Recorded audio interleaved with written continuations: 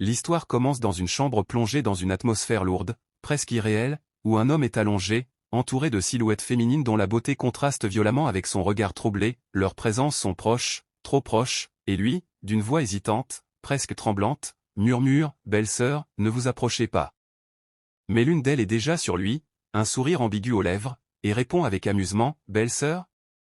Petit idiot, tu devrais nous appeler tes femmes maintenant. » Une autre, effleurant lentement sa jambe, ajoute d'une voix douce mais dominatrice « Marie, sois sage, si tu ne comprends pas, on va t'apprendre. » Sous cette pression étouffante, son cœur s'accélère, mais dans son esprit une pensée lucide surgit, tranchante, mais, je ne suis plus un idiot.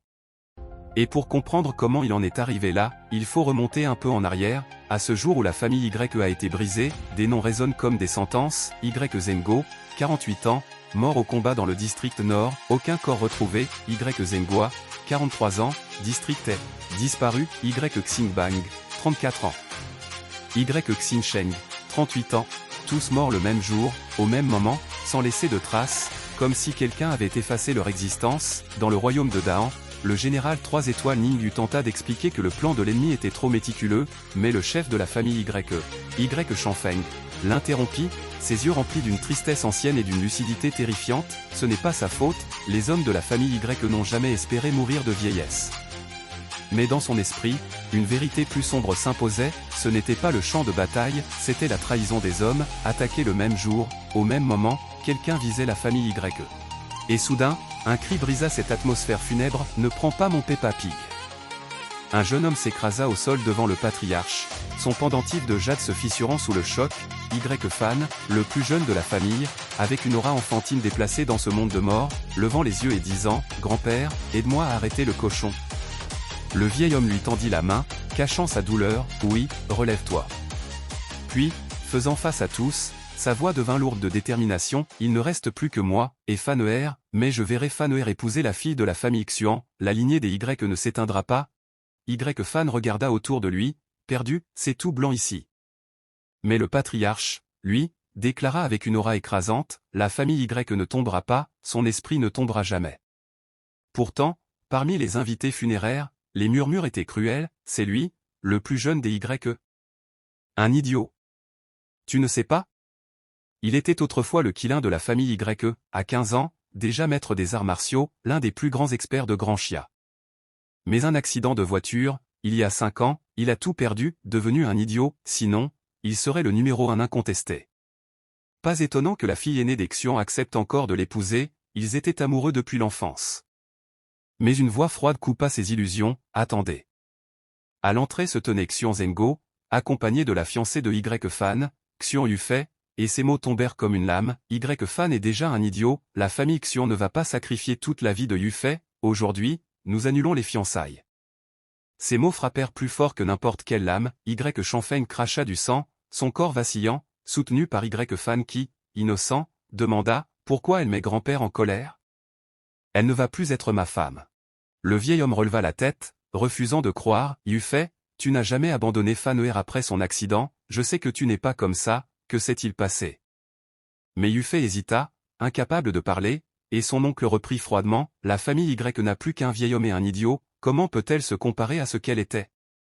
Avant, nous acceptions parce qu'ils étaient au sommet, maintenant, qu'ils aient un peu de lucidité. » À ces mots, le patriarche comprit tout, et une aura puissante éclata autour de lui, « Bien, adorer les forts et écraser les faibles, suivre le vent, je vois enfin qui tu es vraiment. » Finalement, Yufei baissa les yeux et murmura, « Je suis désolé, frère Fan, je ne peux pas t'épouser. » Et dans ce silence brisé, le cœur de Y-Fan vacilla, la panique montant en lui alors qu'il murmurait, perdu, comme un enfant abandonné, « Mais, on était si bien ensemble. » Une voix féminine s'éleva soudain, claire, tranchante, impossible à ignorer, « Si elle ne veut pas l'épouser, alors nous le ferons. » Un choc parcourut instantanément la foule, les regards se tournèrent vers l'entrée, et les murmures explosèrent, c'étaient les fiancés des fils aînés et septièmes de la famille Y, les belles-sœurs de Y-Fan, venues en personne aux funérailles, vêtues de deuil, honorant les morts comme de véritables membres de la famille. L'une était Yulinglong, Valkyrie 3 étoiles du royaume de Daan, incarnation vivante de la puissance militaire,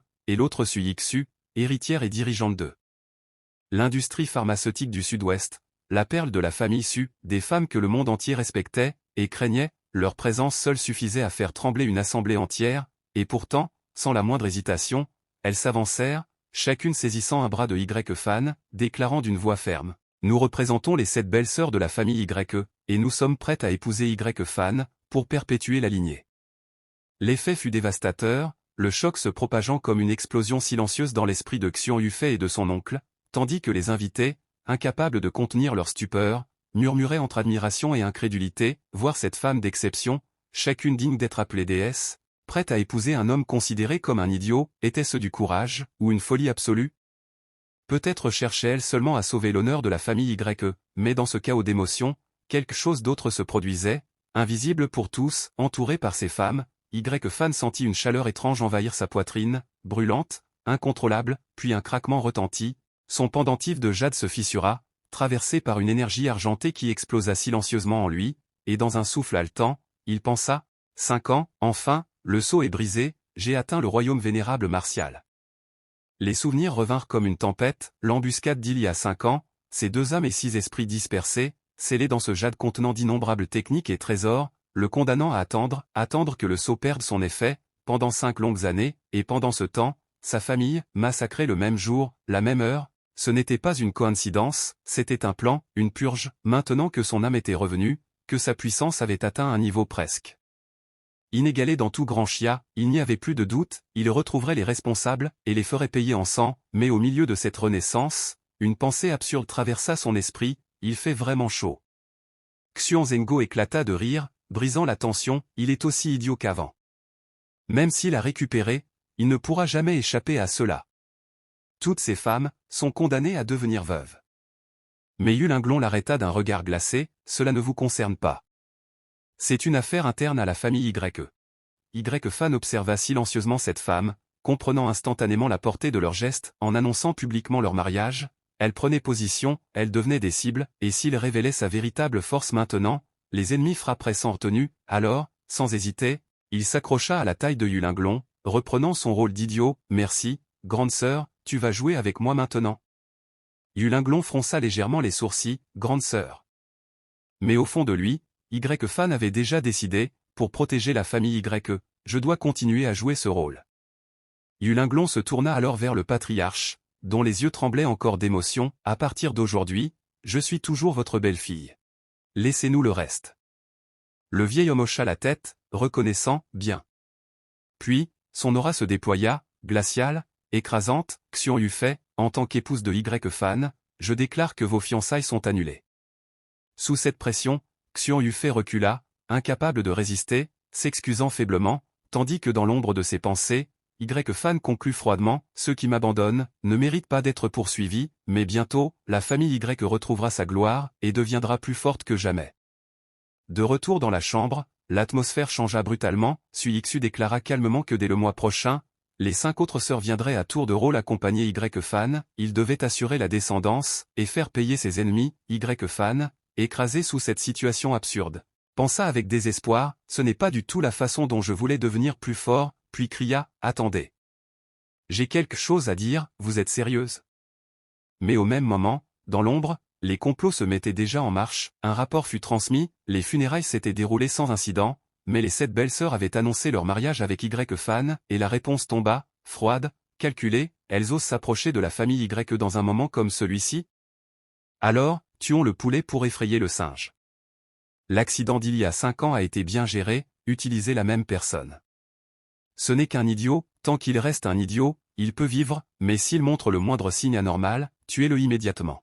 À l'entrée de la demeure des Y, le soleil s'était installé, lourde et silencieuse, tandis que le patriarche remerciait les invités d'une voix fatiguée mais digne, déclarant que les funérailles étaient terminées et qu'ils pouvaient tous partir, car la famille Y ne pouvait plus les retenir, mais soudain, Yulinglon s'avança, la poitrine soulevée par une émotion incontrôlable, et cria, « Grand-père.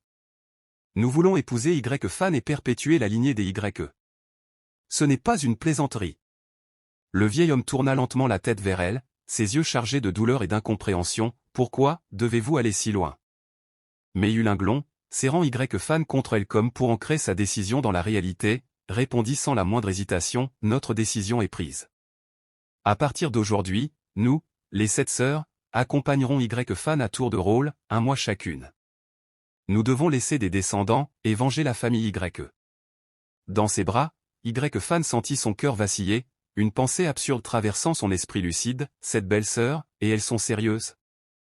Un mois chacune, elles me prennent pour une machine à reproduction? Mais soudain, Yulinglon fronça les sourcils, son regard perçant se posant sur lui, petit Fan. Elle sentit quelque chose, une fluctuation, une anomalie dans son aura, pourtant, Y-Fan, reprenant immédiatement son masque, répéta d'une voix enfantine, venger. Comme un idiot incapable de comprendre, et Yulinglon, hésitante, pensant que ce n'était qu'une illusion, puis, attrapant ses joues entre ses mains, elle le fixa intensément, que tu comprennes ou non, tu dois t'en souvenir. Grande sœur, ça fait mal.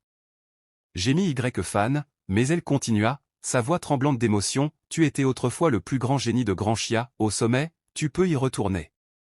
Nous, cette femme pure, nous t'épousons et te suivrons toute notre vie. Des larmes coulèrent sur ses joues, mais sa détermination ne faiblit pas, si tu oses décevoir ne serait-ce qu'une d'entre nous, je te traquerai jusqu'au bout du monde avec ma lame. Y-Fan, silencieux, sentit son cœur se serrer, elle risque tout, leur réputation, leur avenir, pour moi, quel genre de détermination faut-il pour faire ça? Yulinglon se blottit contre lui, pleurant, murmurant, s'il te reste ne serait-ce qu'un fragment de conscience, relève-toi, protège la famille Y, protège-nous, et venge-les. Puis elle se redressa, reprenant son masque de froideur, tandis que Suixu, légèrement inquiète, demanda si ce n'était pas trop dur pour lui, puisqu'il n'avait pas encore retrouvé son intelligence. Yulinglon répondit calmement qu'elle avait déjà contacté les Qianges, le saint médecin de Granchia, et que Y-Fan serait soigné. À ces mots, les yeux du patriarche s'illuminèrent d'espoir, si cet homme intervenait, peut-être que son petit-fils pourrait être sauvé, mais Y-Fan, lui, pensa. Avec gravité, je ne suis pas malade, mais grand-père, ses blessures cachées, ses chocs répétés, s'il n'est pas soigné, il ne lui reste pas beaucoup de temps, une décision se forma en lui, il utiliserait les Qianges, pour sauver son grand-père. Aussitôt, il se mit à sauter en criant comme un enfant, je veux être soigné. Je veux être soigné. Mais Yulinglon, troublé, ne pouvait ignorer cette étrange fluctuation qu'elle continuait de ressentir. Suixu, elle, prit le visage de Y-Fan entre ses mains avec douceur, ne t'inquiète pas, on va te guérir, et on aura plein de fils forts et en bonne santé. Et dans son esprit, Y-Fan soupira intérieurement, peu importe comment je vois ça, je finis toujours comme une machine à reproduction. Soudain, Yulinglon poussa légèrement Suixu contre lui, leur corps entrant en contact, sa poitrine se pressant contre lui dans un geste presque brutal, sois douce. Protesta Suixu, mais Yulinglon déclara fermement, alors faisons comme prévu. Yixu, tu accompagneras Y-Fan pendant un mois. Travail dur, compris? Y-Fan et Suixu restèrent enlacés, tandis que le patriarche, submergé par l'émotion, pleurait de joie, bon enfant, grand-père vous remercie. Mais Yulinglon répondit doucement, grand-père, nous sommes une famille, pourquoi être si distant? Le vieil homme appela alors Y-Fan, posa une main ferme sur son épaule et déclara d'un ton grave, que tu retrouves ton état normal ou non, tu dois bien traiter cette fille, sinon, je ne te le pardonnerai jamais. Y-Fan, retirant doucement sa main, répondit avec un sourire naïf, les 7 belles sœurs sont toutes mes femmes. Y-Fan va toutes les chérir, mais dans son esprit, une vérité froide se formait déjà, je vais devoir les laisser souffrir encore un moment. Suixu déclara ensuite qu'il se faisait tard et qu'elle allait ramener Y-Fan, ajoutant que Zhao Tianlong organisait un banquet d'affaires ce soir, une bonne occasion de le sortir. Ce nom résonna immédiatement dans l'esprit de Y-Fan, un souvenir enfoui, brisé, refit surface, l'accident de voiture, il y a 5 ans, juste avant de perdre connaissance, un homme, avec une cicatrice sur le visage, et à l'instant même des funérailles, cet homme se tenait aux côtés de Zhao Tianlong, une certitude glaciale envahit son esprit, l'accident, était lié à la famille Zhao, et dans l'ombre de ses pensées, une promesse naquit, sombre, irréversible, dans ce cas, ma vengeance commencera avec la famille Zhao. À la résidence des Xuan, l'air était lourd, presque oppressant, comme si les murs eux-mêmes observaient en silence, et dans la chambre de Xuan Yufei, la porte vibra sous les coups violents de son oncle avant qu'il n'entre en criant, furieux, je ne t'ai pas dit de te préparer pour le banquet du jeune maître Zhao? Pourquoi n'es-tu même pas habillé? Assise au bord du lit, les yeux rouges et brillants de larmes qu'elle n'arrivait plus à contenir, Yufei répondit d'une voix brisée, je n'en ai pas envie. Mais ces mots ne firent qu'attiser la colère de son oncle, dont le visage se durcit davantage, tu penses encore à ce Y-Fan, n'est-ce pas? Je te l'ai déjà dit. La famille Y est finie. Et alors si Yulinglon et les autres disent qu'elles vont l'épouser? Ce ne sont que des paroles, un simple moyen de sauver la face. Chaque mot tombait comme un coup, écrasant ce qu'il restait de ses émotions, et soudain, dans un mélange de douleur et de résignation, Yufei se leva brusquement et le poussa vers la sortie. J'ai compris. Tu n'as pas besoin d'en dire plus. J'irai au banquet ce soir. Sa voix tremblait, mais sa décision était prise, ou du moins, elle voulait le croire. Son oncle, surpris un instant, retrouva vite son calme et ajouta d'un ton plus froid, presque calculateur, « Bien, n'oublie pas de t'habiller correctement. Il y aura des personnes importantes ce soir, et le jeune maître Li a spécialement demandé ta présence. » Puis il sortit, refermant la porte derrière lui, et une fois à l'extérieur, son regard devint dur, presque impitoyable, alors qu'il murmurait pour lui-même, « Elle est encore trop jeune, mais pour la famille Xuan, cela doit être fait. » Et derrière cette porte, désormais fermée, le monde de Yufei s'effondra complètement, ses jambes cédèrent, son corps glissa lentement jusqu'au sol froid, et dans ce silence écrasant, elle resta là, immobile, les yeux remplis de tristesse, perdue dans ses pensées, où le visage de Y-Fan continuait de revenir, encore et encore, comme une blessure qu'elle ne pouvait pas refermer, ignorant que ce choix allait la lier à un destin dont elle ne pourrait plus jamais s'échapper. Dans la chambre de Y-Fan, l'atmosphère avait changé, plus intime, presque irréelle, alors que Suixu l'aidait à retirer ses vêtements pour qu'il se prépare, et Y-Fan, avec une innocence presque provocante, demanda, « Grande sœur, pourquoi tu n'enlèves pas les tiens aussi ?» La question la prit de court, ses joues rougirent instantanément, son regard glissa malgré elle sur son corps, et une pensée incontrôlable surgit, il ne s'est pas entraîné depuis si longtemps, alors comment son corps peut-il encore être dans un état aussi parfait? Un mélange de gêne et de trouble passa dans ses yeux, mais Y-Fan, lui, affichait un sourire léger, presque joueur, « Est-ce que grande sœur veut toucher ?» Elle détourna brusquement le regard, troublée, qui voudrait toucher? Puis, comme pour se reprendre, elle lui lança un vêtement avec un peu trop de force, « Mais ça, c'est pour le banquet. Tu peux le faire tout seul. » Avant d'ajouter, plus doucement, presque timidement, « Et, tu ne peux plus m'appeler grande sœur, tu dois m'appeler, femme. » Y-Fan répondit immédiatement, avec une joie enfantine, « D'accord. J'ai une autre femme. » Puis il se mit à sautiller, « C'est génial, je suis tellement heureux. » Mais Suixu, en le regardant, sentit une pointe de douleur dans son cœur, il était autrefois le plus grand prodige de Grand Xia, et pourtant, il a été abandonné au moment où il en avait le plus besoin. Une détermination silencieuse naquit en elle, « Je dois lui donner plus de chaleur, je ne le laisserai plus jamais être blessé. » Dans un geste instinctif, elle attira doucement son visage contre elle, murmurant avec une tendresse sincère, « À partir de maintenant.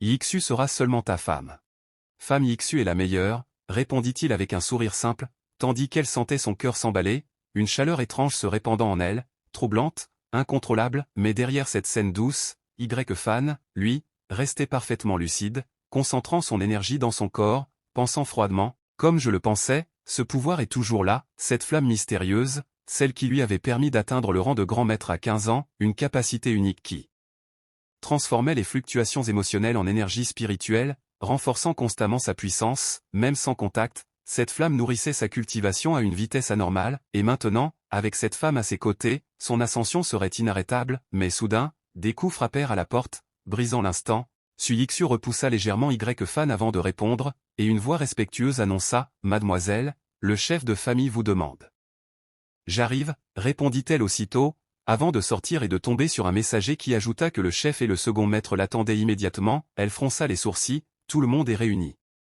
Ils vont me juger ?» Mais une détermination froide remplaça son hésitation, « Allons-y. Je suis prête. » Pendant ce temps, dans la chambre redevenue silencieuse, Y-Fan la regarda partir, son expression changeant légèrement, son esprit calculant déjà, « Est-ce que la famille Su la punit, parce qu'elle veut m'épouser ?» Une lueur froide passa dans ses yeux, « Non, je dois aller voir. »